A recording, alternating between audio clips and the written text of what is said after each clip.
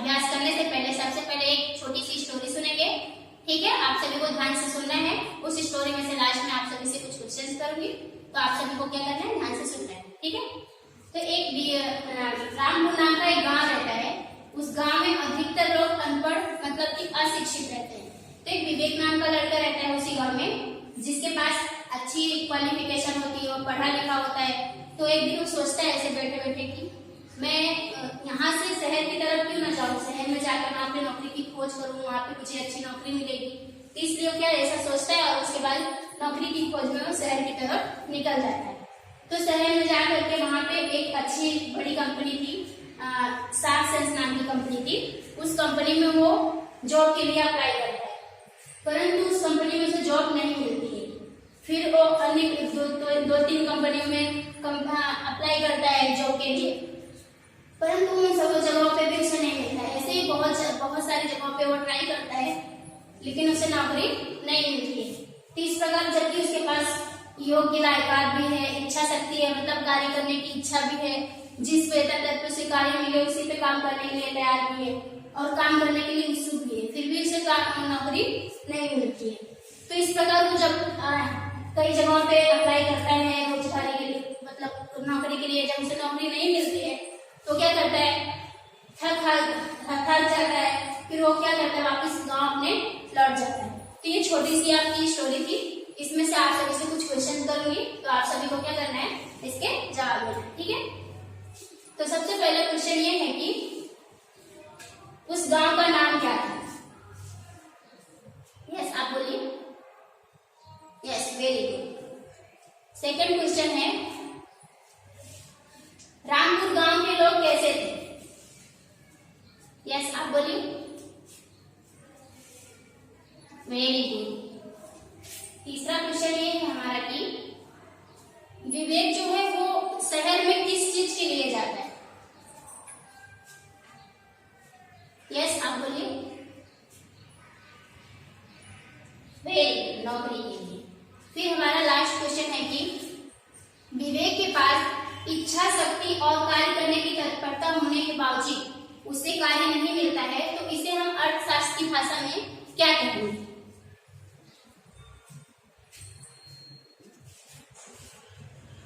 Yes, आप बोलिए। क्या कहेंगे, बेरोजगारी। तो आज हम क्या पढ़ेंगे, अर्थशास्त्र के बेरोजगारी और उसके अर्थ के बारे में पढ़ेंगे। ठीक है,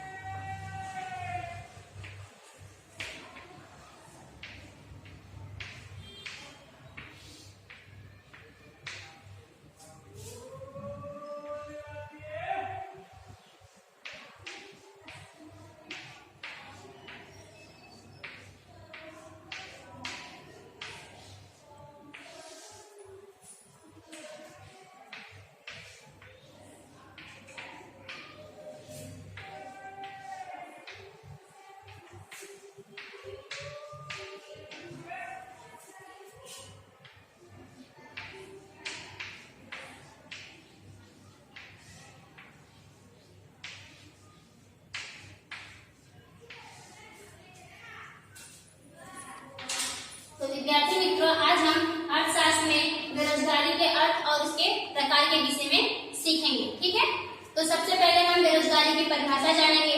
ठीक है,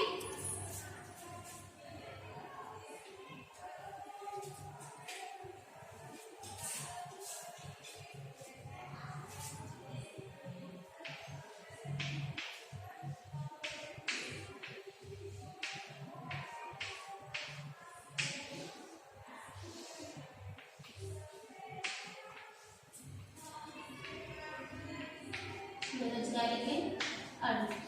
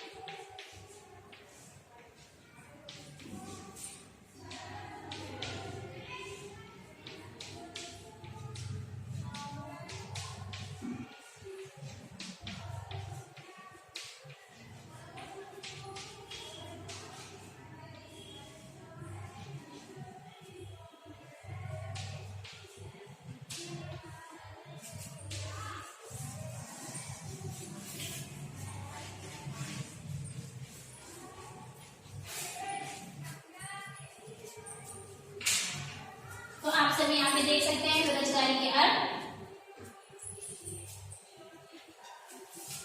इसका अर्थ क्या है?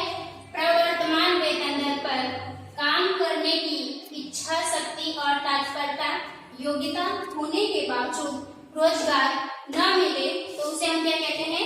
बेरोजगारी कहते हैं। आप यहाँ पे देख सकते हो प्रवर्तमान वेतन दर पे काम करने की इच्छा शक्ति और तत्परता योग्यता होने के बावजूद भी जब रोजगार नहीं मिले तब उसे हम क्या कहते हैं? बेरोजगारी कहते हैं। ठीक है, तो आप सब यहाँ बेरोजगारी की परिभाषा देख सकते हो। प्रवर्तमान वेतन दर पे काम करने की इच्छा शक्ति और तत्परता योग्यता होने के बावजूद रोजगार न मिले तो उसे हम बेरोजगारी कहते हैं। तो आप सभी को आई थिंक बेरोजगारी की परिभाषा याद हो गई होगी। तो हम इसके बाद हम इसके प्रकार के बारे में आगे पढ़ेंगे। ठीक है,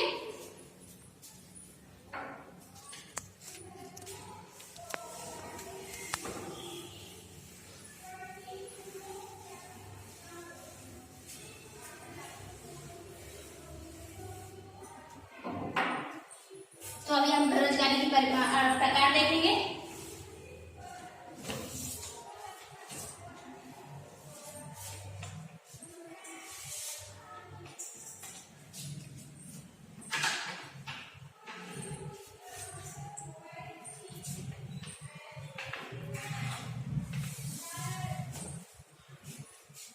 तो हम यहाँ पे बेरोजगारी के प्रकार एक एक करके सीखेंगे। ठीक है, तो सबसे पहला बेरोजगारी के कितने प्रकार है? तो बेरोजगारी के 5 प्रकार हैं। उसमें से हम एक एक करके सभी को देखेंगे। तो सबसे पहले जो है वो है संपूर्ण बेरोजगारी। यहाँ पे आप सभी देख सकते हो। सबसे पहला क्या है? संपूर्ण बेरोजगारी। तो हम संपूर्ण बेरोजगारी सबसे पहले संपूर्ण बेरोजगारी से आप सबको पता चल रहा है कि संपूर्ण मतलब क्या होता है कि सभी प्रकार से जब कोई भी व्यक्ति बेरोजगार हो, कोई भी प्रकार का उसे काम धंधा न मिलता हो तो वो क्या होता है? संपूर्ण बेरोजगारी होता है। तो इसका दूसरा प्रकार है, यहाँ पे हम देखेंगे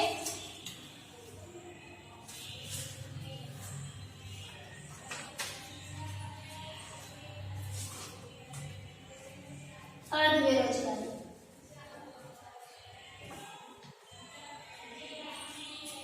तीसरा हम देखेंगे, तीसरा प्रकार हमारा है प्रच्छन्न बेरोजगारी।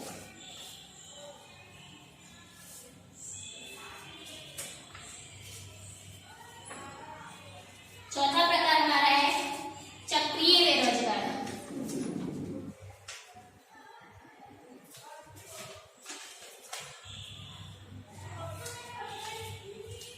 पांचवा प्रकार हमारा है घर्षणजन्य बेरोजगारी।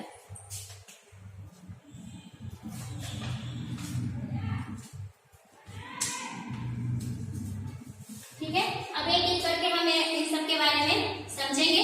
सबसे पहले है संपूर्ण बेरोजगारी। संपूर्ण बेरोजगारी मतलब ये होता है कि जो व्यक्ति प्रवर्तमान वेतन दर पर काम करने के लिए तैयार हो और योग्यता भी अपेक्षित योग्यता भी रखता हो, फिर उसे हम बेरोजगार रहना पड़ता हो तो क्या होता है? संपूर्ण बेरोजगारी। संपूर्ण बेरोजगारी को हम एक यहाँ पे एक फ्लैश कार्ड के द्वारा देखेंगे और समझेंगे। तो आप यहाँ पे देख सकते हो संपूर्ण बेरोजगारी का एक यहाँ पे भी देख सकते हो कि कोई भी व्यक्ति जब प्रवर्तमान वेतन दर पे काम करने के लिए तैयार हो और उसके पास योग्य लायकात भी हो, इच्छा शक्ति भी हो काम करने की, फिर भी उसे रोजगार न मिलता हो तो उसे हम क्या कहते हैं? संपूर्ण बेरोजगारी। तो इसमें आप देख सकते हो कि कितने सारे लोग उनके पास अलग अलग प्रकार की योग्यता है फिर भी वो लोग क्या है? बेरोजगार है। इसमें आप देख सकते हो कितने सारे साधु बन जाते हैं, नहीं होता है उनके पास, और कितने सारे अमीर बाप के बेटे होते हैं, उनके पास योग्यता तो हो जाती है लेकिन उनके पास कोई भी प्रकार की नौकरी नहीं होती। तो इनके उदाहरण के रूप में आप यहाँ पे देख सकते हो संपूर्ण बेरोजगारी के कितने सारे लोग यहाँ पे देख सकते हो कि अलग अलग प्रकार की योग्यता होने के बावजूद भी ये लोग क्या है? बेरोजगार है। तो दूसरा प्रकार में इसका संपूर्ण बेरोजगारी के जो प्रमाण है वो अधिकतर हमें 15 से 25 वर्ष की आयु में देखने को मिलता है। संपूर्ण बेरोजगारी का प्रमाण, संपूर्ण बेरोजगारी तो अधिकतर जो है शहरों की तरफ से आने वाले जो शहरीकरण की प्रक्रिया होती है उसकी वजह से संपूर्ण बेरोजगारी का प्रमाण देखने को मिलता है। गांव से जब शहर की तरफ व्यक्ति आता है तो वो नौकरी की खोज में आता है लेकिन उसके पास अधिक शिक्षा नहीं होने की वजह से वो क्या होता है? यहाँ पे आने के बाद समय में बेरोजगार रह जाते हैं। इसका प्रमाण हमें सबसे ज्यादा जो 15 से 25 वर्ष की आयु वाले वो और जो अनपढ़ होते हैं उनमें देखने को मिलता है। संपूर्ण बेरोजगारी के बाद अब हम देखेंगे दूसरा अर्ध बेरोजगारी।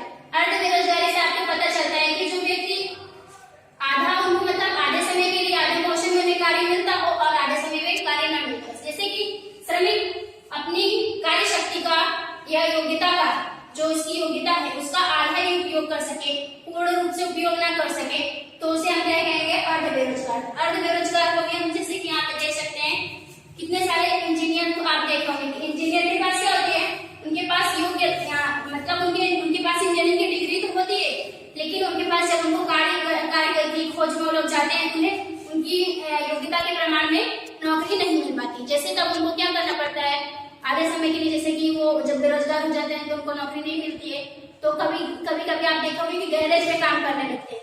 तो इस प्रकार से हम कह सकते हैं कि उनके पास योग्य लायकात है लेकिन वो अपनी योग्यता का उसका उपयोग नहीं कर पाते। जितनी उनके पास योग्यता है उतने समय में उनको कार्य नहीं मिल पाता है, उससे कम समय में कार्य मिलता हो, तो इसे हम देख सकते हैं। और दूसरा जैसे कि आप देख रहे होंगे कि इसका एक प्रकार यह भी है मौसमी बेरोजगारी। तो मौसमी बेरोजगारी भी इसका एक प्रकार है। इसका एक प्रकार हम मौसमी बेरोजगारी के रूप में देख सकते हैं, जैसे कि मौसम के अनुसार मौसमी बेरोजगारी से हमको क्या पता चले, मौसम के अनुसार हमें बेरोजगारी का प्रमाण देखने को मिलता है। इसमें क्या होता है कि जैसे कि आप देखोगे कि आइसक्रीम का सीजन होता है, वो अगर गर्मी का समय है तो कुछ समय तक वो लोग क्या होते हैं उनके पास रोजगार उपलब्ध रहता है। जैसे कि ठंडी का समय आने लगता है, उनके पास जो उनका नौकरी होती है वो सीजन चला जाता है, तो उसके हिसाब से उन्हें बाकी के समय में क्या रहना पड़ता है, बेरोजगार रहना पड़ता है। ठीक है, तो बेरोजगारी का ये है 2 उदाहरण।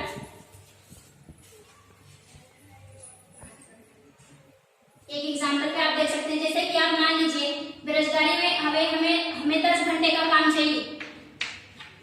कोई भी व्यक्ति हो उसे 10 घंटे का काम चाहिए होता है, लेकिन उसको अगर उसकी जगह पे 5 घंटे या 8 घंटे ही काम मिले तो बाकी के समय में उसे क्या रहना पड़ता है, बेरोजगार रहना पड़ता है। तो इसे हम बेरोजगारी का एक प्रमाण यहाँ पे भी देख सकते हैं।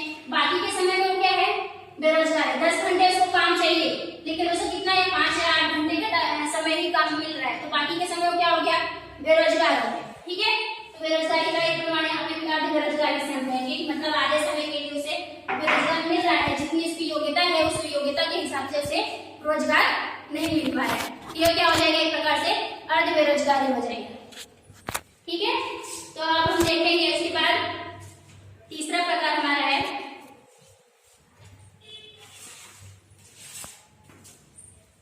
यहाँ पे देख सकते हो, तीसरा प्रकार है प्रच्छन्न बेरोजगारी। प्रच्छन्न बेरोजगारी का मतलब कि छुपी बेरोजगारी और अदृश्य बेरोजगारी। इसमें हमें दिखाई तो देते हैं कि इतने व्यक्ति कार्य में लगे हुए हैं, लेकिन उतने व्यक्ति हमें कार्य में होते नहीं है। जितने हमें दिखाई देते हैं उतने व्यक्ति कार्य में होते नहीं। तो इस प्रकार की बेरोजगारी जो होती है वो प्रच्छन्न बेरोजगारी होती है। जैसे कि आप देख सकते हैं यहाँ पे इस प्लस कार्ड के द्वारा प्रच्छन्न बेरोजगारी का प्रमाण, जैसे कि कृषि क्षेत्र में आप मान लीजिए 10 व्यक्ति की हमें 5 व्यक्ति की आवश्यकता है, लेकिन उनके परिवार में और अन्य सदस्य भी हैं, लेकिन उन्हें क्या है कि रोजगार नहीं उतना उपलब्ध नहीं हो पाता है कहीं और जगह पे, तो वो लोग भी क्या करते हैं कि उसी खेती में काम करने लगते हैं। जैसे कि 5 व्यक्ति की जरूरत है खेत में, लेकिन उनके परिवार में 8 लोग हैं, तो अगर हमें उन 8 लोगों को कार्य नहीं मिल रहा है, अन्य जगह कार्य नहीं है, तो वो लोग क्या करते हैं कि खेतों में ही, कृषि के खेत में ही काम में लग जाते हैं। तो जो बाकी के 3 एक्स्ट्रा व्यक्ति गए हैं उस खेत में, उनसे उत्पादन पे तो कोई असर होने वाला नहीं है, तो क्या हो जाएगा, एक प्रकार से वो लोग क्या हो जाएंगे, छुपी बेरोजगारी। मतलब काम में तो दिखते हैं कि जैसे कि वो काम कर रहे हैं, खेत में उनका कार्य चल रहा है, लेकिन वो क्या होते हैं, एक प्रकार से बेरोजगार होते हैं। उनको अन्य कार्य नहीं मिलता है, इसलिए वो क्या करते हैं, उसी में उत्पादन के लिए कार्य करने लगते हैं, लेकिन उससे उनके कार्य करने से उत्पादन में किसी भी प्रकार का प्रभाव नहीं पड़ता है। जितना पहले उत्पादन होने वाला रहता है उतना ही होता है। इस प्रकार आप यहाँ पे देख सकते हो, जैसे कि मान लीजिए यहाँ हमें किसी भी चीज की जुताई या बुआई करनी है, तो वहाँ पे हमें 1 व्यक्ति की जरूरत रहती है, लेकिन यहाँ पे हमें कितने व्यक्ति दिख रहे हैं, 2 व्यक्ति दिख रहे हैं। इसका मतलब क्या हो गया, 2 व्यक्ति दिख रहे हैं, तो जो दूसरा वाला व्यक्ति हो गया है वो छुपी बेरोजगारी के रूप में जान सकते हैं। तो छुपी बेरोजगारी का एक उदाहरण यहाँ पे भी दे सकते हो। अगर आपको समझ में नहीं आ रहा है तो आप ऐसे समझ सकते हो।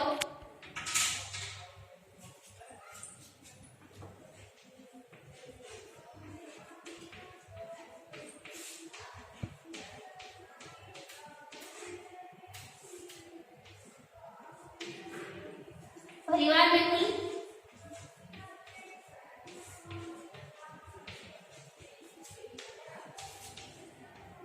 8 सदस्य हैं।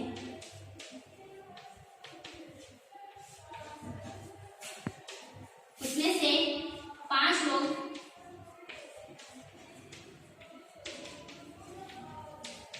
कृषि के खेत में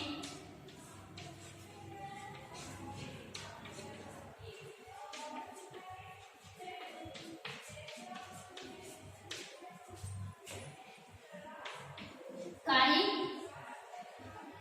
करें। तो कुल उत्पादन हमारा मान लीजिए कि 8000 टन होगा। कितना होगा? 8000 टन। और उसी खेत में अगर हमें 5 की जगह हमारे कितने 8 लोग पूरे होंगे, पूरे परिवार के सदस्य करें, फिर भी उसका उत्पादन कितना होगा? 5000 8000 टन ही होगा। तो ये क्या हो गया कि बाकी के जो 3 व्यक्ति होंगे 8 में से अगर हम 5 को माइनस करेंगे तो कितना होगा? 3। तो ये जो 3 सदस्य बचेंगे वो क्या हो गए? प्रच्छन्न बेरोजगारी, मतलब कि छुपी बेरोजगारी के रूप में पहचाने जाएंगे। ठीक है, आई थिंक आप सभी को ये समझ में आ गया होगा कि छुपी बेरोजगारी किसे कहते हैं। वो हमें दिखाई तो नहीं देते हैं कि लेकिन कार्य में लगे हुए हैं, फिर भी हमें जैसे कि ऐसा लगेगा कि वो बेरोजगार नहीं है, फिर भी वो क्या होते हैं? एक प्रकार से बेरोजगार ही होते हैं। तो दूसरा हम इसके बाद का प्रकार देखेंगे। इसके बाद है चक्रीय बेरोजगारी। इसके बाद है चक्रीय बेरोजगारी। तो चक्रीय बेरोजगारी मतलब क्या होता है?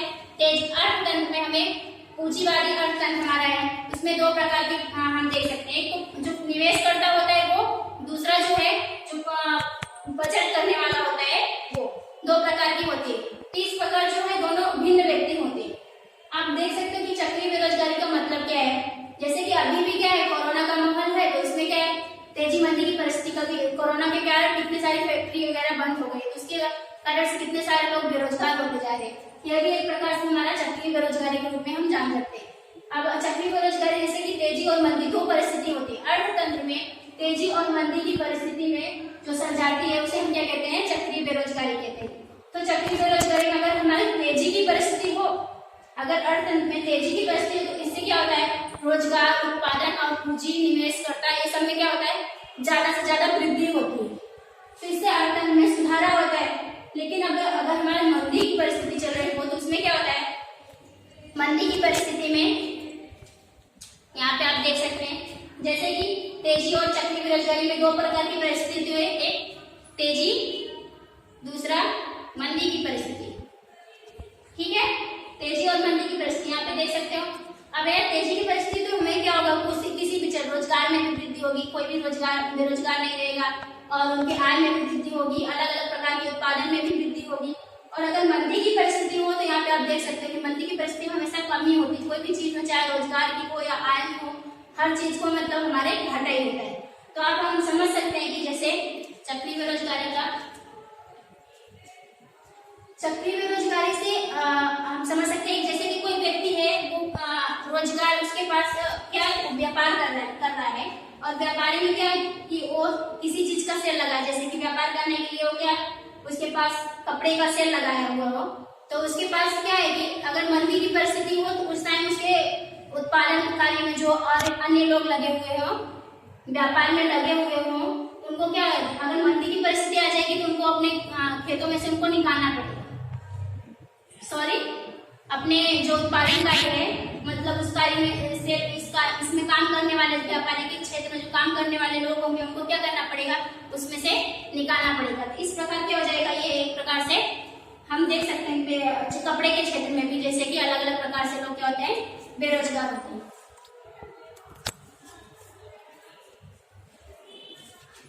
अब लास्ट है हमारा घर्षणात्मक बेरोजगारी। यहाँ पे देख सकते हैं घर्षण बेरोजगारी को घर्षणात्मक, इसका हम एक उदाहरण यहाँ पे देख सकते हैं। इसमें क्या होता है, इसका मतलब क्या होता है कि घर्षण बेरोजगारी में क्या होता है कि अगर हमारे उत्पादन क्षेत्र, पुराने उत्पादन क्षेत्र में जैसे किसी चीज का उत्पादन, मोबाइल का ही देख सकते हैं आप यहाँ पे एक उदाहरण कि हमें मोबाइल, पहले क्या था, डब्बे जैसे मोबाइल आता था, अभी क्या हो गया, स्मार्टफोन आ गया। तो पहले जो पुरानी टेक्नोलॉजी थी उसमें जो उस कार्य में जो लगे हुए व्यक्ति थे, उस मोबाइल के क्षेत्र में मरम्मत खर्च वगैरह में जो अलग अलग प्रकार के व्यक्ति रोजगार में लगे हुए थे, जब स्मार्टफोन आ गया तो वो लोग क्या हो गए, बेरोजगार हो गए। तो इस प्रकार से जैसे जैसे पुरानी टेक्नोलॉजी में के आधार पर नई टेक्नोलॉजी का उत्पादन होना शुरू होता है, तो उससे क्या होता है कि जो पुराने कार्य में लगे हुए व्यक्ति होते हैं वो क्या हो जाते हैं, बेरोजगार हो जाते हैं। इसे हम क्या कहेंगे, एक प्रकार से घर सर्जन बेरोजगारी कहेंगे। तो घर सर्जन बेरोजगारी का एक प्रकार हम देख सकते हैं, जैसे कि समझना हो तो हमें मोबाइल के क्षेत्र में जैसे अभी हम लोग समझे, वैसे कि हम क्या कर सकते हैं, जैसे कि अभी उत्पादन में हमारे मोबाइल का क्षेत्र पहले क्या हो, हमें पहले डब्बा वाला फोन आता था, तो उसके आधार पर जैसे अभी नई टेक्नोलॉजी आई तो बाजार में ऐसे ही अन्य चीजों में जैसे आप जान सकते हैं कि अलग अलग प्रकार की बाजार में नई नई वस्तु आती रहती है। तो पुरानी टेक्नोलॉजी के आधार पर जब नई वस्तुओं का बाजार में प्रवेश होता है तो जो पुरानी टेक्नोलॉजी होती है वो क्या हो जाती है, बंद हो जाती है। उसमें जो कार्य में लगे हुए व्यक्ति होते हैं वो क्या हो जाते हैं, बेरोजगार हो जाते हैं। हम पहले इसका मूल्यांकन एक बार मूल्यांकन कर लेते हैं, हमारे पास कितना है उसका पुनरावर्तन करके फिर हम आप सबसे मूल्यांकन करेंगे, ठीक है। तो पहला प्रकार क्या था, संपूर्ण बेरोजगारी, दूसरा था अर्ध बेरोजगारी, तीसरा क्या है, प्रच्छन्न बेरोजगारी, चौथा है चक्रीय बेरोजगारी, पांचवा है घर सर्जन बेरोजगारी। तो आप सभी ने देख लिया, तो आप सबको अब इसमें से मैं क्वेश्चंस करूंगी, आप सभी को क्या करना है, एक एक करके जवाब देना है, ठीक है।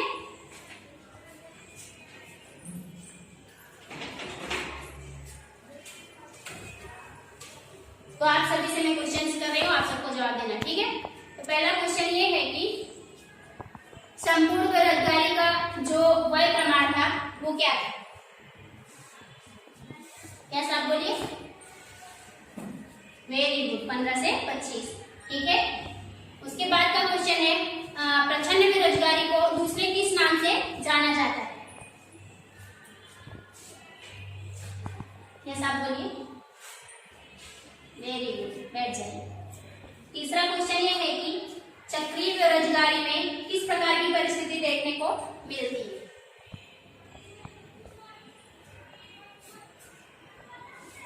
यस आप बोलिए, वेरी गुड, बैठ जाइए। उसके बाद क्वेश्चन ये है कि लास्ट घर सर्जन बेरोजगारी का आपको एक एग्जाम्पल देना है, ठीक है। जैसे कि अभी मैंने मोबाइल का एग्जाम्पल दिया था वैसे आपको एक दूसरा एग्जाम्पल देना है, ठीक है। तो बोलिए, ठीक है आप बोलिए,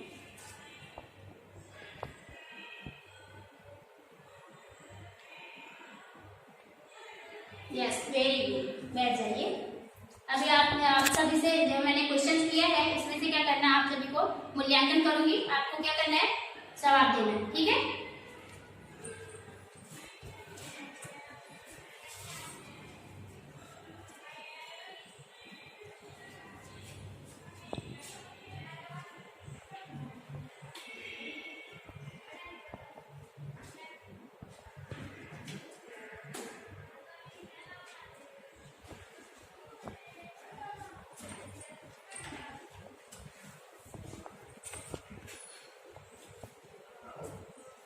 चलो तो हम यहाँ पे देखते हैं। सबसे पहले मूल्यांकन कसौटी में क्या है, लिखा है कि निम्नलिखित विधान सही है या गलत वह दर्शाइए।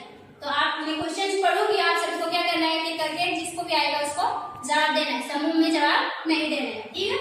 तो सबसे पहला क्वेश्चन क्या है, बेरोजगारी के 7 प्रकार हैं, तो ये सही है या गलत आपको बताने हैं, ठीक है। आपको बताने में ये सही है या गलत। तो क्या है पहला क्वेश्चन, 7 प्रकार थे, यस आप बोलिए, वेरी गुड, गलत, 5 प्रकार, ठीक है। दूसरा क्वेश्चन क्या है, अर्ध बेरोजगारी को छुपी बेरोजगारी भी कहते हैं, तो ये सही है या गलत आपको बताने, यस आप बोलिए, वेरी गुड, क्या है, गलत होगा।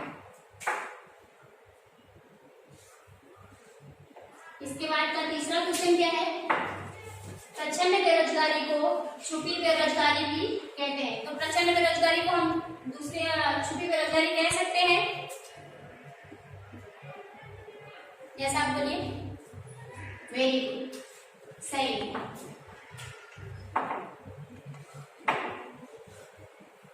इसके बाद चौथा क्वेश्चन क्या है,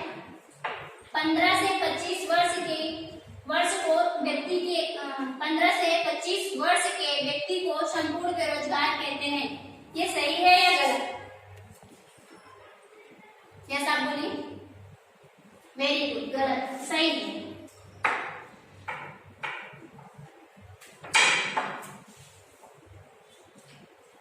इसके बाद पांचवा लास्ट क्वेश्चन क्या दिया है? तेजी मंदी की परिस्थिति को चक्रीय बेरोजगारी कहते हैं। तो ये सही है गलत आपको बताने हैं, ठीक है? तो आप में से कोई एक जन बताइए, इसे ये चक्रीय बेरोजगारी कह सकते हैं? यस वेरी गुड, चक्रीय बेरोजगारी हम इसे कह सकते हैं। तो ये क्या हो जाएगा? सही हो जाएगा, ठीक है? तो हमने अभी आप सबसे क्वेश्चन किए, आप सभी को अच्छे से आ गया। आई थिंक आप सभी को सब कुछ समझ में आ गया है, ठीक है?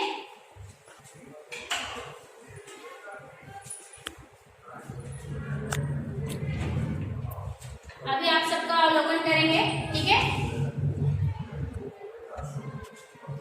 स्वाध्याय भी अभी देंगे, पहले थोड़ा आप लोग देख लेते हैं कि कौन कौन से क्वेश्चन याद है, कौन कौन से नहीं। तो आप लोग को चक्रीय बेरोजगारी का एक एग्जाम्पल देना है, ठीक है? यस आप बोलिए।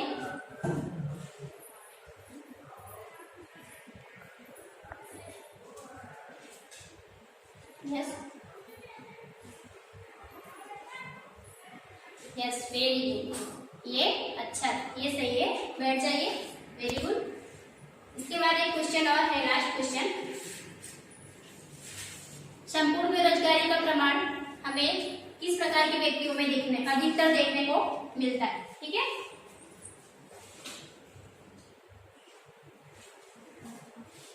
यस बोलिए आप।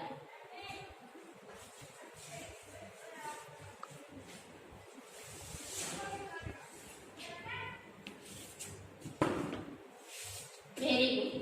तो अभी हम क्या करेंगे, आप सभी को सब कुछ समझ में आ गया मुझे ऐसा लग रहा है। तो हम क्या करेंगे, आपको कल कुछ करने के लिए होमवर्क तो चाहिए ही ना, पढ़ा दिया है तो, ठीक है? तो आप सबको क्या करना है, एक मैं होमवर्क दे रही हूँ, वो करके आना है।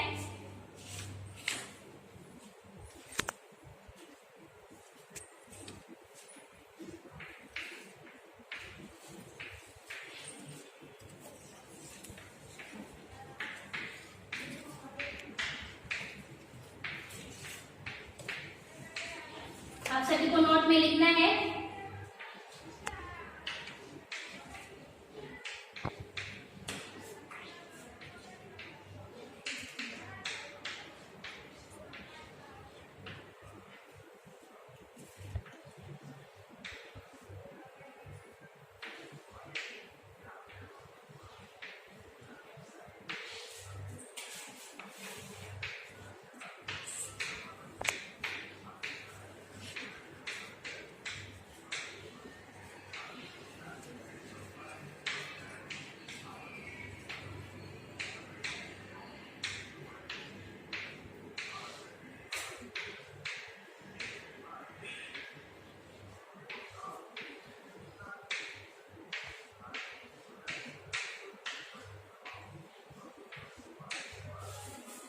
ये आप सभी का क्या है, घर का कार्य है।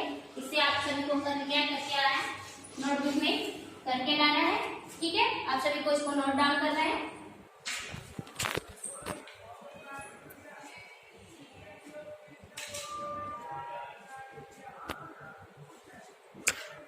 हो गया?